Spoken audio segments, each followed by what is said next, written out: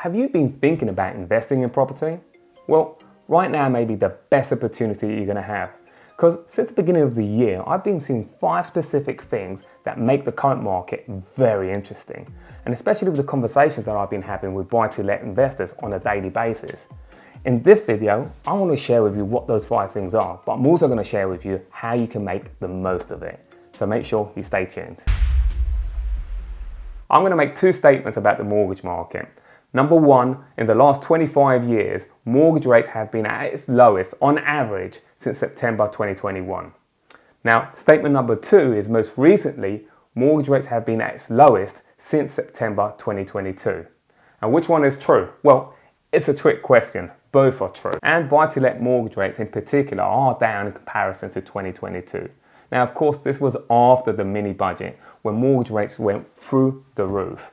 And we saw the Bank of England's reaction to this, which was a series of hikes, which actually led buy-to-let mortgage rates to go almost to 7%. After dropping to 5.5% this February, rates have risen slightly over the last few months, reaching to around about 5.6% this May. Now, of course, this is much higher than the 3.4% we saw a couple of years ago, which means that landlords that look into remortgage, they're going to have a huge hit. So you may be asking, well, how is this an opportunity? Well, after the Bank of England's meeting, what we did see was a lot of confidence, not only from that meeting alone, but from the economy, buy-to-let investors and business leaders. In fact, if we look at Tony Hall, Head of Business Development, says, although the base rate being held today, it's been very positive to see the conversion shift from if it will fall to when.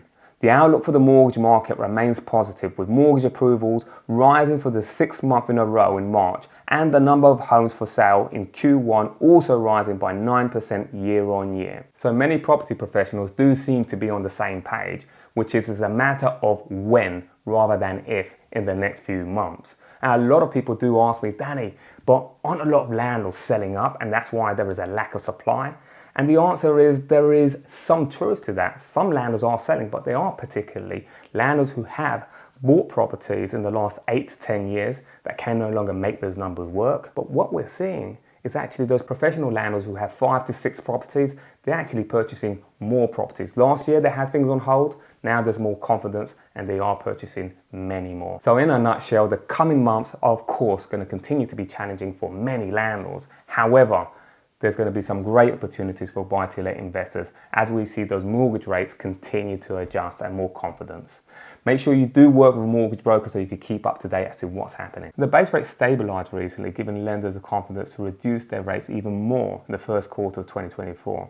But of course, there are hopes that base rates are going to fall even more as the Bank of England closes on its target, bringing inflation down to 2%. A fall would likely result in lenders reducing their prices even further. And I'm just curious, as a landlord, renter, seller, buyer, what's your experience right now? Leave me a comment below. And of course, mortgage rates have a huge impact on property prices and discounts. And in fact, if we look at 2024, that increase that we're seeing, which at least we're seeing an increase, because last year we're talking about it was going to be negative. Right now it's 3.5%, that's what they're estimating. But the real increase is between 2025 and 2028, with 2025 predicted rise to 3.5% and continuing to increase with a growth of 5% in 2026 and 6.5% in 2027. And the overall growth by 2028 is projected at around 17.9%. So that's almost 20% increase in a matter of around about 4 years. This creates some great opportunities for buy-to-let investors. However, if we look at the broader market, we are seeing those discounts starting to narrow. So there is a small window of opportunity and buy-to-let investors have to act fast. And so the general momentum and the data we have at the moment suggests that we actually don't need property prices to continue to reduce to support the property market and the health of the property market continue. And the fact that we do have momentum at the moment absolutely means you should hit that like button so we can push more of these videos to people just like you. Now I'm back in the office and let's talk about rental growth, especially here in central London where I'm at the moment. Now we've seen London go up to 30% over the course of the last 2 to 3 years. And people naturally ask, well, this can't keep up and there's got to be a slowdown. And yeah, we are seeing that right now. I mean, after every boom, there's always going to be a slowdown. And we're seeing it, especially here in London, we're seeing growth at around about 2 to 4% in comparison to those double digits. So we're not going to see those double digits, and certainly not within a space of 12 to 24 months. In fact, if we look at Savills projections, we could see between now and around about 2027 to 2028, we're going to see probably around about 18% growth. Now, the thing is, there will be growth. And I'm seeing some statistics that really blow my mind. If we look at that, around about half of the world's population actually live in urban cities. And this is why I say that it's cities where you should invest in. Today, some 56% of the world population, that's 4 billion people, live in cities. Now, this trend is going to expect to continue, with the urban population more than doubling its current size by 2050, at which point 7 out of 10 people will be living in a city. That's 8 billion people or more. Now, of course, during the pandemic, it was all about, invest outside of the city. This is where the trend is going to go to. But that's not what we're seeing at the moment. And I've read that younger generation, especially those in major cities, are deciding not to buy property. They prefer to have the flexibility of renting. Because of the remote working, they can have that flexibility of moving one part of the UK to another, but also other parts of the world. Now, it doesn't mean that they don't invest in property. They choose not to own their own home. And of course, there are those who are forced to rent in the cities because they simply cannot afford, and especially with the mortgage rates as they are at the moment. So we're seeing a trend that will continue, that demand is going to continue for rental properties, and there is a lack of supply. Which naturally leads me into landlords exiting the market. Now, of course, this isn't breaking news. However, let's break down as to what landlords are actually exiting the market. You have those accidental landlords, meaning landlords who inherited a property, those who had to upsize or downsize and just couldn't sell the property. Those are the landlords who are exiting the market. And of course, you have those old school landlords who just want to cash in.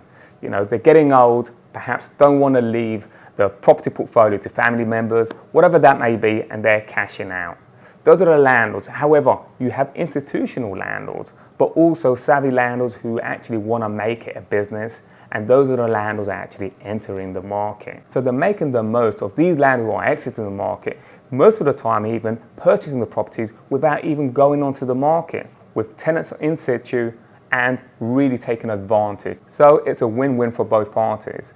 Landlord gets out, landlord comes in, has a tenant in situ, rent immediately. According to Paragon Bank's analysis, 37% of portfolio landlords are planning to increase the size of their portfolio this year. And last and certainly not least is the Renters Reform Bill. And again, you should be asking me, well, Danny, this is a bad thing, surely.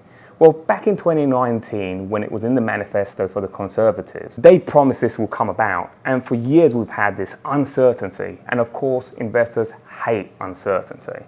But what we do have right now is we have a blueprint as to what's going to look like this time probably next year. So this certainty is definitely going to be a good thing for investors. Why? They can plan ahead. If there's any costs involved, if any legal challenges that they are going to face, then they can decide on whether they have an appetite to actually take that risk on board or not. So there's more certainty now with the Renters Reform Bill than there's ever been before. It's passed the House of Commons and it's now currently with the Lords. With this certainty, I've seen landlords who are actually making a decision, yes, I'm out based on what I know now, or landlords are saying, I'm in and I'm willing to buy more properties based on what I know now. So those are my 5 things: mortgage rates, housing predictions, rental growth, landlords exiting the market. And if you really want to find out why landlords are exiting the market, make sure you watch my other video. While there continues to be negative media out there, whether that's about the property market, the economy, political turmoil, the sentiment that I'm seeing, but also the language that I'm hearing, which is cautiously optimistic, and the deals that are being tied up day in and day out, the fact that there were some people comparing this market to the financial crisis of 2008 is absolutely crazy. I mean, back then people were losing their jobs left, right and centre. Back then also there was something very different. So people in 2008, homeowners and landlords, I believe it was only something around about 28% owned their property outright. Right now, in today's world, it's closer to 50%. So that pressure isn't going to be the same as it was back in 2008. Should you wait for a property crash? Well, first of all, I don't think there's going to be one. Secondly, I don't think you have to wait for one. right now, or moving on in the next few months, the data suggests that right now there is a window of opportunity for you to make a great property investment. And what you should be doing is making some great relationships with great estate agencies out there and letting agents, especially those who have portfolio of properties and manage them, and create those relationships to be put on a VIP list where you have those landlords who are exiting the market and connect them with landlords who are entering the market. I'm interpreting the data that I'm seeing and the conversations that I'm hearing from investors and buyers and sellers on a daily basis. But there's always, of course, a grey cloud that can just come across and things that can happen that can impact the economy and the property market, and things can go south. That's just the nature of the beast. So make sure you stay tuned to the videos that we're putting out a couple of times a week so you could keep up to date and make informed decisions. Stay tuned.